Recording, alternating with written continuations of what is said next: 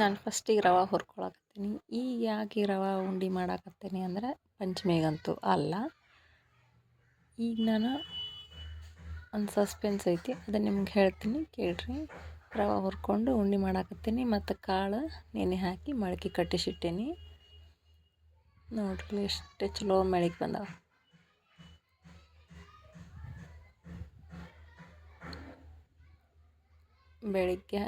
ನಿನ್ನೆ ಬೆಳಗ್ಗೆನ ಹಾಕಿದ್ದೆ ಕಾಳು. ಇವತ್ತು ಅಂದರೆ ಇಷ್ಟು ಮೊಳಕೆ ಚಲೋತ್ನೇ ಮೊಳಕೆ ಬಂದಾವು. ಹಿಟ್ಟು ನಾದಿಟ್ಟೀನಿ, ಹಿಟ್ಟು ನಾದೀನಿ, ಕಾಳು ಮೊಳಕೆ ಕಟ್ಸೀನಿ, ಬದ್ನಿಕಾಯಿ ಹೆಚ್ಚಾಕತ್ತೀನಿ. ಇಷ್ಟೊಂದೆಲ್ಲ ಯಾಕೆ ಮಾಡಾಕತ್ತೀನಿ? ಅಷ್ಟ ಮಟ ಒಂದು ಕಪ್ ಚಹಾ ಕುಡಿದ್ರಾತು. ಚಾನೂ ಇಟ್ಕೊಂಡೇನಿ, ಈ ಥರ ಉಂಡೆ ಮಾಡಿಟ್ಟೇನಿ.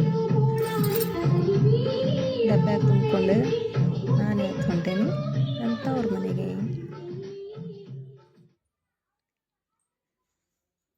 ನೋಡ್ರಿ ಏನೇನು ಮಾಡ್ಕೊಂಡೇನೆ ಅಡುಗೆ ನಾನೆಲ್ಲ.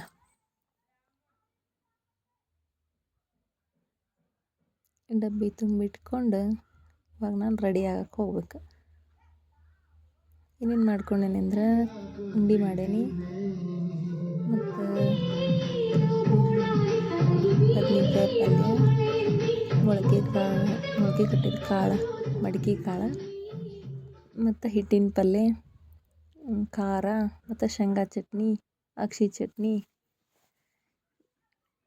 ಬದ್ನಿಕಾಯಿ ಹಿಟ್ಟಿನ ಪಲ್ಯ ಮಾಡಿದೆ. ಮೇಲೆ ಕೊಬ್ಬರಿ ಉದ್ರಸಕ್ಕೆ ಕೊಬ್ಬರಿ ಖಾಲಿಯಾಗಿತ್ತು. ಅಂಗಡಿಯಾಗಿನ ಒಂದು ಕೊಬ್ಬರಿ ಎಳ್ಳು ತೊಗೊಂಡು ಬಂದು ಮೇಲೆ ಹಾಕಿದೆ. ಹಿಟ್ಟಿನ ಪಲ್ಯ ಅಂತೂ ಮಸ್ತಾಗಿತ್ತು ರೀ. ಇದು ಮಾಡಿ ತೆಗೆದ್ಬಿಟ್ಟು ಚಪಾತಿ ಮಾಡಿದ್ರೆ ಆತು ಅಂದ್ಕೊಂಡು ಇಟ್ಟಿದ್ದೆ. ಈಗ ಬದ್ನಿಕಾಯಿ ಒಗ್ಗರಣೆ ಹಾಕಾಕತ್ತೀನಿ.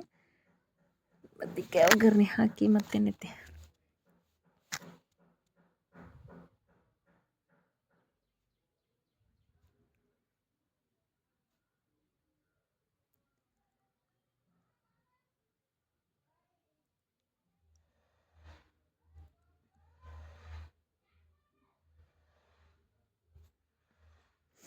ಎಲ್ಲ ರೆಡಿ ಆಯ್ತು. ಚಪಾತಿನೂ ಮಾಡಿಕೊಂಡೆ, ಬದ್ನಿಕಾಯಿ ಪಲ್ಯ ಮಾಡಿಕೊಂಡೆ, ಕಾಳು ಪಲ್ಯ ಎಲ್ಲ ಆಯ್ತು. ರೆಡಿ ಆದ್ವಿ. ರೆಡಿಯಾಗಿ ನೀನು ಹೊರಡ್ಬೇಕು. ಕಾರ್ ಬಂದು ನಿಂತಿತ್ತು. ಯಾಕಂದ್ರೆ ಲಗೇಜ್ ಭಾಳ ಆಗಿದ್ವು ಅಂತ ಕಾರ್ಗೆ ಹೇಳ್ಬಿಟ್ಟಿದ್ವಿ. ಕಾರ್ ಹತ್ತಾಕತ್ತಿದ್ವಿ.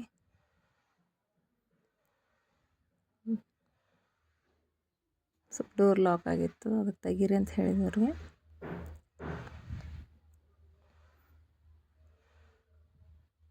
ಆಮೇಲೆ ಇವ್ರು ನಮ್ಮ ಆಂಟಿಯವರು ಇವ್ರು ಹತ್ತಿದ್ರು.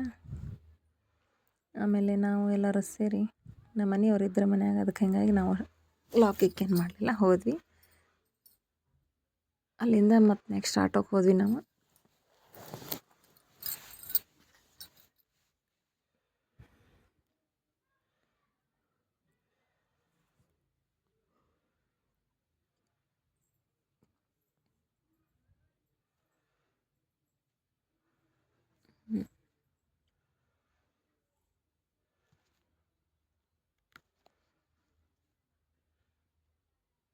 ತವ್ರ ಮನೆ ಅಂದ್ರೆ ಎಲ್ಲರಿಗೂ ಒಂದು ಆಸೆ ಇರ್ತೈತೆ ರೀ.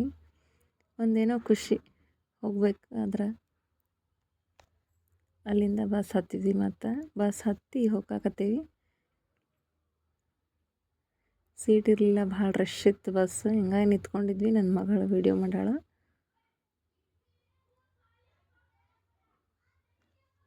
ಈಗ ನೀವು ಮುಂದೆ ಹೋದ್ಮೇಲೆ, ಮನೆಗೆ ಹೋದ್ಮೇಲೆ ಮನೆ ತೋರಿಸ್ತೀನಿ ನಿಮ್ಗೆ. ಹಳ್ಳಿ ಮನೆ ಹೆಂಗೈತಿ ನಮ್ದು ಅಂಥೇಳಿ ನೋಡ್ರಂತ ನೀವು. ಅಲ್ಲಿ ಹೋಗಾಕತ್ತೀವಂದ್ರೆ ಒಂದು ಖುಷಿ ನನಗೆ. ಅಷ್ಟು ಖುಷಿಲಿನ ಹೋಗಿರ್ತೇನೆ ನಾನು ಯಾವಾಗಲೂ. ಅದರೊಳಗೂ ನನ್ನ ತಂದೆ ತಾಯಿನ ನೋಡ್ಬೇಕಲ್ಲ, ನೋಡಿದ್ರಂತೂ ಅಷ್ಟು ಖುಷಿ ಆಕೈತಿ. ನೆನೆಸ್ಕೊಂಡ್ರೆ ಹೋಗ್ಬೇಕು ಅನ್ನೋ ವಿಷಯ ತೆಗೆದ್ರೆ ಅಷ್ಟು ಖುಷಿಯಾಗಿರ್ತೈತೆ ನನಗೆ.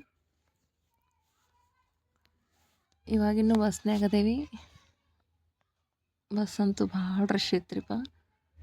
ನಿಂತ್ಕೊಂಡು ಹೋಗೋದ್ರೊಳಗೆ ಸಾಕಾಗಿ ಹೋಗಿತ್ತು. ಯಾಕಂದ್ರೆ ವೇಟ್ ಭಾಳ ಇದ್ದು ಅಡುಗೆ ಚೀಲ ಹೋಗಕ್ಕೆ ಭಾಳ ಅಂದ್ರೆ ಭಾಳ ಟಯರ್ಡ್ ಆಗಿತ್ತು. ಹಿಡ್ಕೊಂಡು ಹೋಗಕ್ಕೆ ವಜ್ಜೆ ಭಾಳ ಇದ್ವು.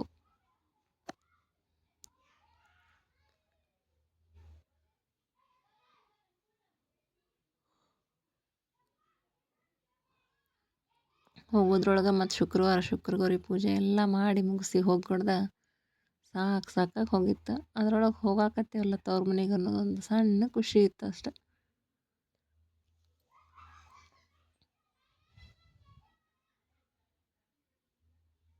ಯಪ್ಪ ಇದು ಹುಬ್ಳಿ ಒಳಗಂತೂ ಈ ಬಸ್ ಸ್ಟ್ಯಾಂಡ್ ಹತ್ರ ಈ ರಸ್ತೆ ದಾಟಿ ಹೋಗ್ಕೊಡ್ದ ಸಾಕಾಗಿ ಹೋಗಿರ್ತೈತಿ. ಮುಂದೆ ಹೋದ್ರೆ ಆರಾಮ ಅನಿಸ್ತೈತಿ.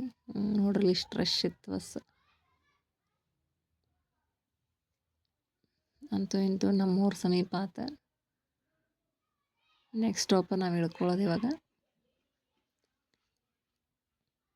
ಅಲ್ಲಿ ಹೋದ್ವಿ, ನಮ್ಮ ತಮ್ಮ ಗಾಡಿ ತೊಗೊಂಡು ಬಂದ. ಗಾಡಿ ಮೇಲೆ ವೀಡಿಯೋ ಮಾಡೋಕ್ಕಾಗಲಿಲ್ಲ, ಹಂಗೆ ಡೈರೆಕ್ಟ್ ಮನೆಗೆ ಹೋದ್ವಿ.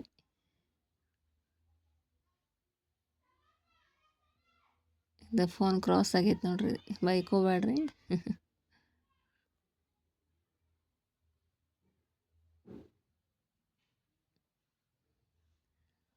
ಮುಂದಂಗೆ ನಮ್ಮ ಹೋದ್ವಿ, ಲಾಸ್ಟ್ ಸ್ಟಾಪಿಗೆ ಇಳಿದ್ವಿ. ಇವಾಗ ಇಳ್ಕೊತೀವಿ ನಾವು. ಇಳ್ಕೊಂಡ್ಮೇಲೆ ನಮ್ಮ ತಮ್ಮ ಗಾಡಿ ತೊಗೊಂಡು ಬರ್ತಾನೆ.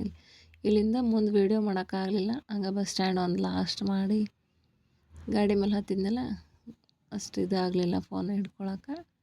ಸ್ಟಾಪ್ ಅಂತೂ ಇಳಿತೀವಿ ನಾವೀಗ. ಆಯಿತು, ಇದು ಲಾಸ್ಟ್ ಆಗುತ್ತೆ, ಮನೆಗೆ ಹೋಗ್ಬಿಟ್ವಿ. ನಮಗೆ ಮನೆಗೆ ಹೋದ್ವಿ, ಡೈರೆಕ್ಟ್ ಊಟಕ್ಕೆ ಕೊಟ್ಬಿಟ್ರು. ಊಟ ಮಾಡಿದ್ವಿ. ಇವ್ರು ನಮ್ಮ ತಮ್ಮ ನಿಂತು ನನ್ನ ಮಗಳು ಅಕ್ಕಿ ಸಂಬಂಧ ಅಡುಗೆ ಕಟ್ಕೊಂಬಂದಿದ್ದೆ. ಅಷ್ಟರು ಸೇರಿ ಊಟ ಮಾಡಿದ್ವಿ. ಊಟ ಆದಮೇಲೆ ವೀಡಿಯೋ ಮಾಡಾಕತ್ತೀನಿ, ಯಾಕಂದ್ರೆ ಹಶು ಭಾಳ ಆಗಿತ್ತು. ಊಟ ಆದಮೇಲೆ ವೀಡಿಯೋ ಮಾಡಾಕತ್ತೀನಿ. ಅದಕ್ಕೆ ಆಕಿ ಮೊದಲೇ ಮಾಡ್ಬೇಕಿಲ್ರಿ ಅಂತ ಕೇಳಾಕತ್ತಾಳ. ಅದಕ್ಕೆ ಮತ್ತೆ ಒಳಗೆ ಎದ್ದೋಗಿ ಎಲ್ಲ ಅಡುಗೆದನ್ನು ಮತ್ತೆ ತೆಗೆದು ಮತ್ತೆ ವೀಡಿಯೋ ಮಾಡಿದೆ.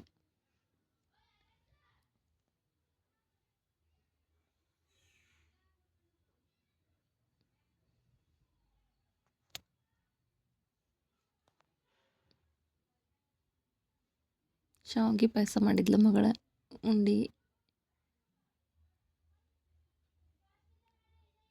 ಇವ್ರು ನಮ್ಮವ್ವಾರ.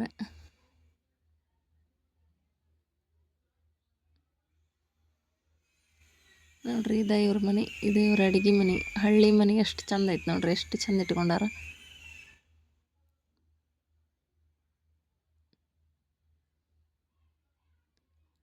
ಹೊಳ್ಳಿ ನಮ್ಮೂರ ಕಡೆ ಬಂದು ಮುಗೀತು. ಇಷ್ಟು ಹೇಳಿ ನಾನು ಈ ಲಾಗ್ ಮುಗಿಸ್ತೇನೆ ರೀ. ಪ್ಲೀಸ್ ಸಬ್ಸ್ಕ್ರೈಬ್ ಮಾಡ್ಕೊರಿ, ಶೇರ್ ಮಾಡಿರಿ.